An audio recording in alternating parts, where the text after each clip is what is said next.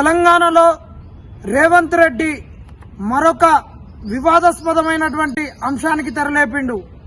ఇవాళ ఆయన కడుతున్నటువంటి ఫ్యూచర్ సిటీలో లండన్ యూనివర్సిటీని తీసుకొస్తున్నా అంటున్నాడు. దీనివల్ల ఎవరికి ఉపయోగం, ఎవరికి మేలు చేయబోతుండు అనేది ఒక్కసారి ఆలోచించుకోవాలి.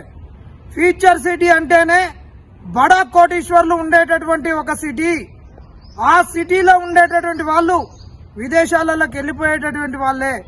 ఈరోజు వాళ్ళు విదేశాలలోకి వెళ్ళిపోయి అక్కడ ఖర్చు పెట్టుకొని ఇబ్బందులు పడకుండా ఉండడానికి ఇవాళ ఆ యూనివర్సిటీని తీసుకొస్తున్నాడు. ఇవాళ అందరు సంకలు గుర్తుకోవచ్చు. ప్రపంచంలో పేరున్న యూనివర్సిటీలన్నీ కూడా ఇక తెలంగాణకు వస్తున్నాయి. ఈయనకు విద్య మీద చాలా అపారమైన ప్రేమ ఉంది అని వలకపోయొచ్చు. ఆయన గురించి ఒక్కొక్కరిగా ఇక భట్రోతులు మొత్తుకుంటారు కదా, ఆ విధంగా మొత్తుకోవచ్చు. కానీ ఇక్కడే గమనించాలయ్యా, ఎప్పుడైతే స్వతంత్రం వచ్చిందో ఆ రోజు గవర్నమెంట్ స్కూళ్లు లేక అప్పుడు ఎయిడెడ్ స్కూల్స్ వచ్చినాయి. ఎయిడెడ్ స్కూల్స్ సేవలు మంచిగానే అందించినాయి. దాని తర్వాత ఏమొచ్చినాయి, ప్రైవేట్ స్కూల్స్ వచ్చినాయి. హైయర్ ఎడ్యుకేషన్ లో డీమ్డ్ యూనివర్సిటీలు వచ్చినాయి. దాని తర్వాత ప్రైవేట్ యూనివర్సిటీలు వచ్చినాయి. ఇప్పుడు విదేశీ యూనివర్సిటీలు వస్తున్నాయి. ఒక్కసారి ఆలోచించుకోరి. విదేశీ యూనివర్సిటీలు రావడాన్ని మనము ఆహ్వానిద్దాం.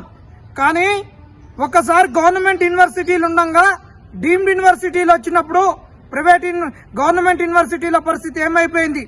ఇలా డీమ్డ్ యూనివర్సిటీలతో పాటు ప్రైవేట్ యూనివర్సిటీలు వచ్చినాక గవర్నమెంట్ యూనివర్సిటీల పరిస్థితి ఏమైపోయింది? ఈరోజు ప్రపంచవ్యాప్తంగా ఉన్నటువంటి ప్రైవేట్ యూనివర్సిటీలు, విదేశీ యూనివర్సిటీలు ఇలా ఇండియాకు వస్తే అందులో ఎవడన్నా గరీబోడు అడ్మిషన్ తీసుకోగలుగుతాడా? ఆ యూనివర్సిటీలకు స్కాలర్షిప్ ఉంటుందా? ఆ యూనివర్సిటీలలో ఫీజు రియంబర్స్మెంట్ ఉంటుందా? ఏది ఉండదు. ఇవాళ బల్చినోడు ప్రైవేట్ యూనివర్సిటీ పోతాడు, ఇక ఉపకాయం ఉన్నోడు ప్రభుత్వం తీసుకొస్తున్నటువంటి ఈ ప్రపంచవ్యాప్తంగా ఉన్నటువంటి అంతర్జాతీయ యూనివర్సిటీలలోకి వెళ్ళిపోతారు. మరి ఇలా బీదన్ పరిస్థితి ఏంది? ఇవాళ 100 సంవత్సరాల చరిత్ర కలిగినటువంటి ఉస్మానియా యూనివర్సిటీ ఇవాళ గోడుబోతుంది. ఇలా ఒలవడా ఏడుస్తుంది. 1000 కోట్లు ఇస్తున్నావు, ఒక్క పైస ఇచ్చినవా?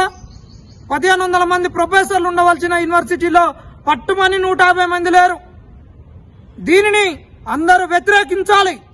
నువ్వు ఆహ్వానించు, కానీ దాన్ని తీసుకొచ్చే ముంగట తెలంగాణలో హైయర్ ఎడ్యుకేషన్ ను ఏ విధంగా బలోపేతం చేస్తామనేది చెప్పాలి. ఒకవైపు వీటిని విచ్ఛిన్నం చేసి మరొక వైపు వాటిని తీసుకొని వస్తావు. ఇలా ఫీజు రియంబర్స్మెంట్ మీద ఏ ప్రైవేట్ కాలేజీలు చక్కగా చెప్పట్లేవు అని చెప్పేసి వాటి మీద ఒక పర్ఫార్మెన్స్ ఏ విధంగా చేస్తున్నాయని చూసి ఫీజు రియంబర్స్మెంట్ ఇవ్వాలన్నావు. మరి అదే కరెక్టే. ప్రైవేట్ యూనివర్సిటీలు తీసుకొచ్చేటప్పుడు, ప్రైవేట్ కాలేజీలను తీసుకొచ్చేటప్పుడు మరి వాటి మీద ఎలాంటి ఆజమాయిషి ఉండాలి అని చూసినవా? మరి ఒకవైపు ఇక్కడ గవర్నమెంట్ లో పెంచవచ్చు కదా.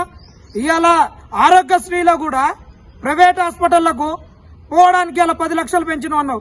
10 లక్షలు పెంచగానే అందరు జబ్బలు దాచుకుంటున్నారు. మనం కడుతున్నటువంటి పైసా, మన మీద వేస్తున్నటువంటి ఈ పన్ను, తిన్నదానికి పన్నే, తాగిన దానికి పన్నే, ఉచ్చబోసిన దానికి పన్నే, మనం తిన్నది ఎరిగిన దానికి కూడా ఈయన పన్నే కట్టిస్తున్నాడు. వీటన్నిటికి పన్ను కట్టించేవానికి పెడుతున్నాడు, మళ్ళా ప్రైవేట్ హాస్పిటల్లోని పెట్టిస్తున్నాడు. మరి ఏదో గవర్నమెంట్ హాస్పిటల్ పెంచవచ్చు కదా. ప్రతి నియోజకవర్గానికి ఒక సూపర్ స్పెషాలిటీ హాస్పిటల్ పెట్టవచ్చు కదా. 10 లక్షలు అక్కడ ఇచ్చే బదులు. అట్లా ఏం లేదు. మిత్రులారా, విద్యావంతులారా, ఒక్కసారి ఆలోచించురి. విద్యా వ్యవస్థ అనేది కంప్లీట్ గా సర్వనాశనమైంది భారతదేశంలో. ఒక్కసారి సెంట్రల్ యూనివర్సిటీలు చూడండి. ఇక్కడ పిహెచ్డీలు చేసేటటువంటి వాళ్లకు పేపర్ ప్రెజెంటేషన్ కు గతంలో 1,50,000 ఇచ్చేది. వాళ్ళ ఛార్జీలకు అక్కడ అకామిడేషన్ కు 1,50,000 కాస్త 50 లక్ష అయింది. 1,00,000 కాస్త ఇవాళ 50,000కు వచ్చింది. ఇట్లా చేస్తే ఎక్కడ యూనివర్సిటీలు ఉంటాయి? అసలు ఫీజులే రావట్లేదు ప్రైవేట్ గవర్నమెంట్ సెంట్రల్ యూనివర్సిటీలలో. ఎక్కడ స్కాలర్షిప్లు లేవు. ఒకవైపు వాళ్ళు కూడా విద్యను మేము ఆదుకుంటామని చెప్పేసి ఎక్కడ ఫండ్ ఇవ్వట్లేరు. ప్రపంచ దేశాలతో పోటీ పడతామని చెప్తున్నారు తప్పితే వీళ్లకు గవర్నమెంట్ లో ఉన్నటువంటి బడ్జెట్ లో అలొకేషన్ పర్సంటేజ్ అంతా, GDP to higher education expenditure అంతా చూడాలి.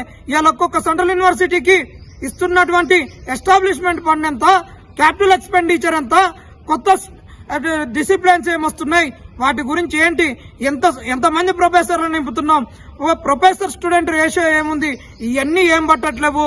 ఈ రేవంత్ రెడ్డి తీసుకొచ్చేటటువంటి యూనివర్సిటీ వల్ల బలిసినాడు అగ్రదేశాలకు పోకుండా ఉండడానికి, ఇలా వానికి వీసా తెచ్చుకోవడానికి ఇబ్బంది పడకుండా ఉండడానికి, వానికి మేలు చేయడానికే తప్పితే ఏమీ లేదు.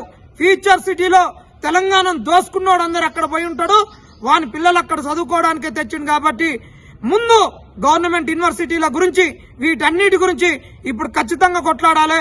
మొన్ననే ఇక్కడ యూనివర్సిటీలలో, ప్రైవేట్ యూనివర్సిటీలలో చదువుకునేటోళ్లకు మేము డబ్బులు కట్టించుకుంటామని గవర్నమెంట్ నుంచి, హైకోర్టు నుంచి ఆర్డర్ తెచ్చుకున్నారు. కాబట్టి ఈ పరిణామాల దృష్ట్యా అందరూ రేవంత్ రెడ్డి నిలదీయాల్సిన అవసరం ఎంతైనా ఉన్నది.